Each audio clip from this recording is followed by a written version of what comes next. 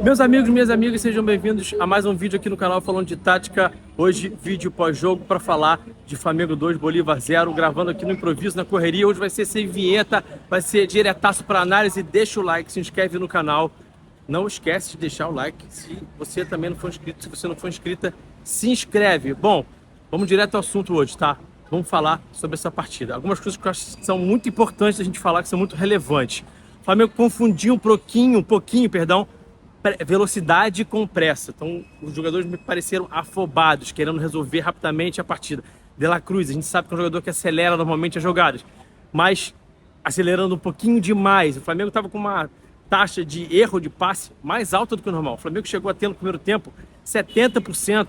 A taxa de erro de passe do Flamengo muito maior do que normalmente era. No Campeonato Brasileiro, o Flamengo bate para cima de 85, em média 86. Então, muito abaixo. Por quê? Um pouco afobado, querendo acelerar demais. Confundiu velocidade com pressa. São duas coisas diferentes no futebol. Então, o Flamengo pecou um pouco nisso. Isso acabou tirando o volume de jogo do time, porque perdia demais a bola. Outras duas coisas que tiraram o volume do Flamengo e fizeram com que a equipe não fosse tão predominante dentro do campo de jogo. O bloco alto não encaixou conforme a gente está acostumado a ver. A gente costuma ver o bloco alto do Flamengo trabalhar melhor, aquele 4-1-3-2. Eu venho falando sobre isso bastante aqui no canal. Para quem acompanha aqui, sabe que eu bato bastante nessa tecla. Então havia uma esperança de que o Flamengo pudesse encaixar bem esse bloco alto ontem. Isso não aconteceu. Isso permitiu que o Bolívar tivesse um pouquinho mais de volume, tivesse um pouquinho mais de posse, progredisse um pouquinho mais no campo de jogo. O Flamengo não conseguisse esmagar, não ter aquele predomínio, não deixar o adversário contra as cordas. E isso acabou prejudicando muito a atuação da equipe, tá? Então, o bloco alto é um momento do jogo, um submomento do jogo da organização defensiva que o time do Tite, a equipe do Tite, o Flamengo, deposita muita esperança e ontem não encaixou, não teve encaixe. O Bolívar também teve mérito, conseguia sair desse bloco alto do Flamengo um pouquinho desencaixado com as linhas distantes. Então, esse também foi um problema. Assim como o pós-perda, que também é muito forte do Flamengo. O pós-perda do Flamengo é muito forte, talvez o melhor do Brasil, um dos melhores do Brasil. Isso eu posso garantir para vocês. A pressão pós-perda do Flamengo é uma das melhores do Brasil, podem ter certeza disso.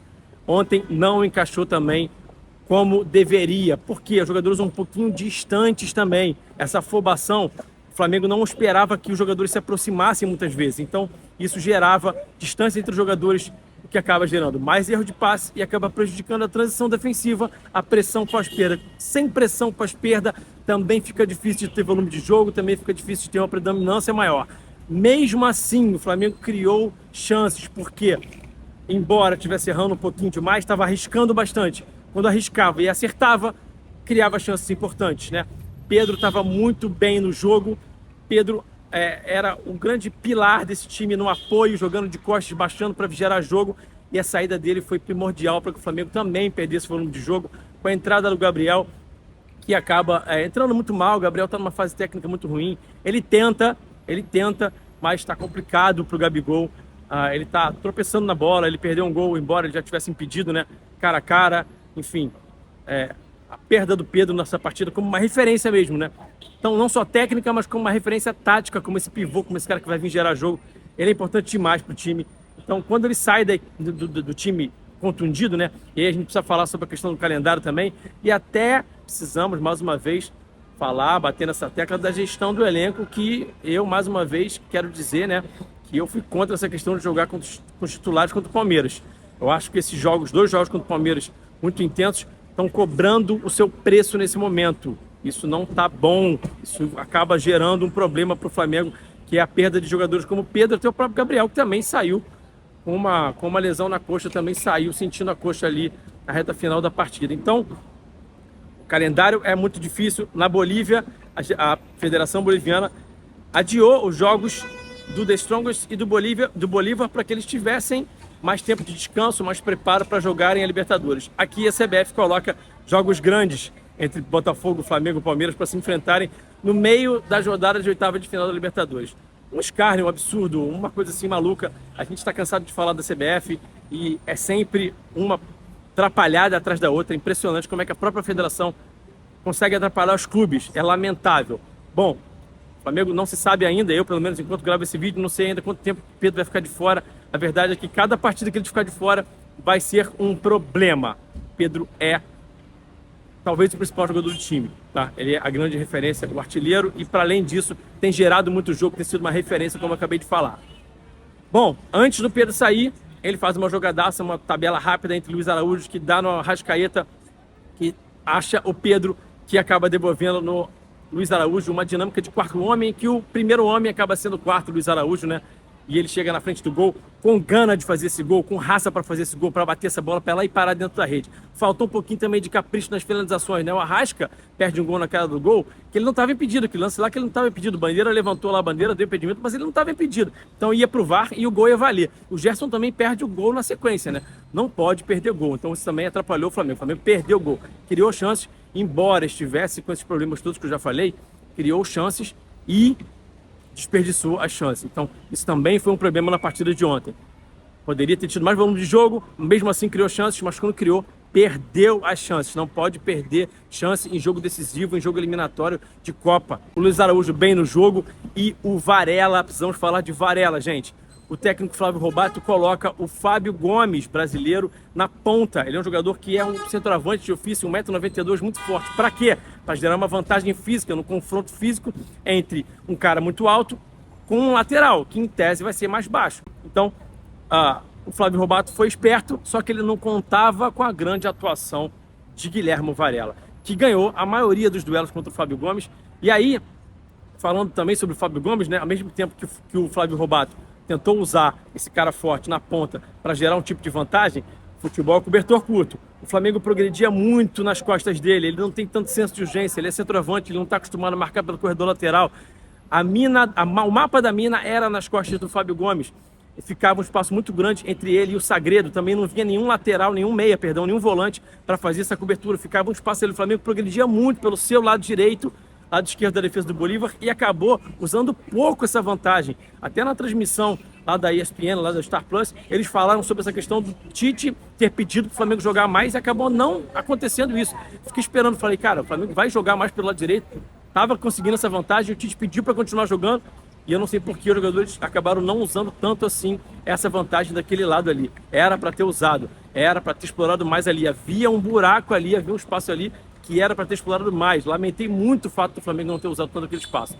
Inclusive no segundo tempo, né? E aí o segundo tempo não foi tão bom quanto o primeiro. Por quê? Por causa da ausência do Pedro, basicamente, né? O Flamengo ficou sem a referência. O Pedro é uma referência, tá? O Flamengo continuou acelerando demais as jogadas, continuou muito afoito, continuou errando muito o último passe, o penúltimo passe, as finalizações. O segundo tempo foi pior do que o primeiro. O Flamengo cada vez mais com pressa, né? Não conseguindo ser um time dominante dentro do jogo. O Léo Pereira cresceu muito no segundo tempo, foi um cara importante. O Ayrton também, em algumas situações, conduzindo a bola. E o Dela Cruz, embora estivesse acelerando algumas, um jogadoraço também. O próprio Arrascaeta também, de vez em quando, acha uma jogada boa, mas não estiveram nas suas melhores jornadas, nem Gerson, nem Arrascaeta, nem Dela Cruz, tá? Embora, como eu já falei, sejam jogadores muito qualificados que volta e meia acham uma jogada importante. Bom, e aí o Flamengo sofre para poder conseguir jogadas mais importantes, demora para achar a primeira finalização no gol, só vai conseguir achar a primeira finalização no gol quando entra o Carlinhos para o time voltar a ter uma referência. O Carlinhos faz aquela cabeçada ali, que o Lampe pega, faz uma ótima defesa. E aí o Flamengo cresce um pouco mais com a entrada do Carlinhos, com o Gabi flutuando um pouquinho mais, e o Flamengo volta a ter referência. O Carlinhos também não entrou bem, e aí o Flamengo acaba conseguindo o seu gol numa bola parada, nessa bola que é forte. O Luiz Araújo completando, além de um gol, uma assistência também. Foi um cara muito importante nessa partida para mim.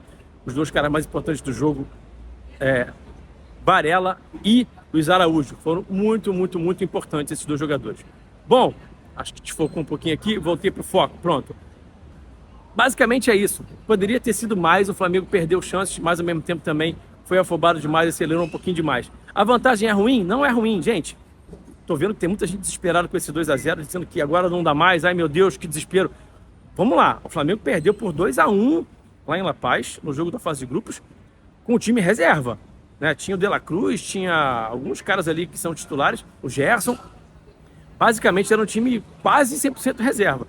E perdeu de 2-1, não foi de 2-0, foi de 2-1. Isso porque o De La Cruz resolveu acelerar uma jogada lá sem ter para que acelerar, entregou um contra-ataque para os caras E os caras fizeram gol lá com o Bruno Sávio. O jogo estava mais ou menos controlado, embora o Bolívar fosse melhor, tivesse mais volume, tivesse mais posse. Não estava amassando o Flamengo. Então, assim, vamos com calma, não tem nada perdido não. 2-0 é uma vantagem confortável, o Flamengo vai com o seu time principal para jogar lá. E, bom, tem que saber jogar com inteligência lá em La Paz. Eu vou falar sobre isso melhor na sequência aí dessa semana. Na sequência da semana que vem, melhor dizendo, né? Sobre o que eu acho que o Flamengo tem que fazer taticamente para não sofrer lá em La Paz. Então, não tem nada de perdido. 2-0 é uma vantagem importante, sim. O Flamengo pode fazer um gol lá em La Paz? Sim, por que não? E aí, essa vantagem se ampliaria mais ainda. Então, gente, não é motivo para ninguém ficar desesperado porque foi só 2-0, tá? Poderia ter sido mais, seria melhor se tivesse sido 3 ou 4, mas existe uma vantagem. O Flamengo está levando essa vantagem para La Paz e é muito provável, sim, eu acredito muito, não vou dizer que é muito provável, mas eu acredito muito que o Flamengo vai conseguir administrar bem essa vantagem e vai trazer essa vaga para as quartas de final para casa, para o Brasil, de volta para o Rio de Janeiro. Beleza? Gostou da análise? Deixa o like aí, se inscreve no canal. Até o próximo vídeo. Aquele abraço. Eu fui. Valeu!